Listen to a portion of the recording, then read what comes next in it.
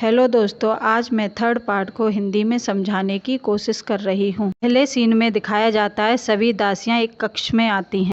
तभी मौसी सभी दासियों से कहती है ये तुम लोगों के रुकने की जगह है और चली जाती है।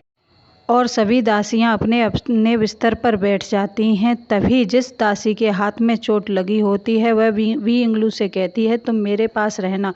तो उस दासी की बचपन की सहेली कहती है तुम तो बहुत, और जाकर वी इंगलू के बिस्तर पर पानी फेंकने लगती है, जिससे वह लड़की कहती है ये सब बंद करो।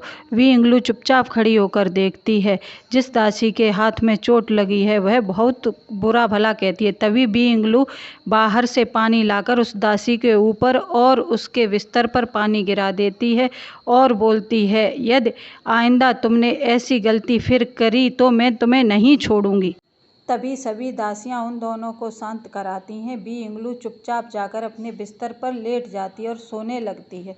तभी वह सपने में देखती है कि वह अपने घर पहुंच जाती है और अपनी बहन के कॉफिन को काटने लगती है और उसे उसकी डेड बॉडी को देखकर बहुत ही दुखी होती है और रोने लगती है।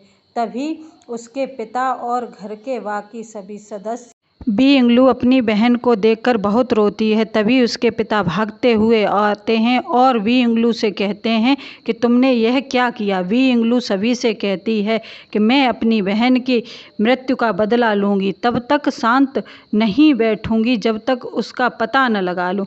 आप सब लोग तो पागल हो, आपकी समझ में यह नहीं आ रहा कि इसने आत्महत्या नहीं की है,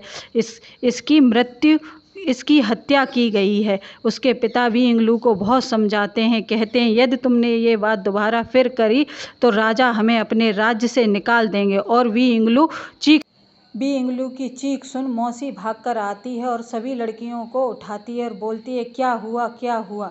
तब तक सुबह हो जाती है और सारी दासियां जग जाती। सुबह होती है, सारी दासियां अपने अपने काम पर गई होती हैं। तभी मौसी चुपचाप से सभी की तलाशी लेती है। वी इंगलू भी अपना काम करती है। दासियां मौसी तलाशी लेते हुए सबके वस्त्र देखती है। तभी पता चलता है कि वी इंगलू के कपड़ों में कुछ रखा हुआ है। यह सब देखकर वी इंगलू चिल्लाने लगती है और मौसी से बोलती है आपकी हिम्मत कैसे हुई कि आपने मेरी इस बोतल को निकाला। मौसी पूछती है इसमें क्या है। वी इंगलू जवाब देती है कि इसमें मेरी बहन की अस्थियां हैं, तुम्हें इसे नहीं छूना चाहिए था, ये बहुत गलत किया। वी इंगलू हाथ पकड़ती है। तभी मौसी उस बॉक्स को रख देती हैं और उससे माफ़ी मांगती हैं, कहती हैं आज के बाद मैं ऐसा कुछ नहीं करूँगी। वी इंगलू अपनी बहन की अस्थियां देखकर रोने लगती है, बहुत ही परेशान होती है। तभी दादी आती हैं, वह दादी को सारी बातें बताती हैं। दादी उससे माफ़ी मांगती हैं और बोलती हैं बेटा अब ऐसा कुछ नहीं होगा। और दादी वी इंगलू का हाथ पकड़ के उसे राज दरबार में ले जाती हैं, जहां वह देखती है कि एक रानी को दंड दिया जा रहा है, उसके मुंह से खून निकल रहा है। तभी दादी वी इंगलू से कहती हैं तुम कुछ मत देखो, जिस काम के लिए आई हो उस पर ध्यान दो। वह वी इंगलू रानी के वस्त्रों का नाप लेती है। रानी बहुत ही डरी हुई होती है। वी इंगलू कहती है आप तो रानी हो, फिर भी इतना क्यों डर रही हो। रानी कहती है यह इस महल के कुछ नियम कायदे हैं। दादी उसे चुप कराती हैं, पर वी इंगलू चुप नहीं होती।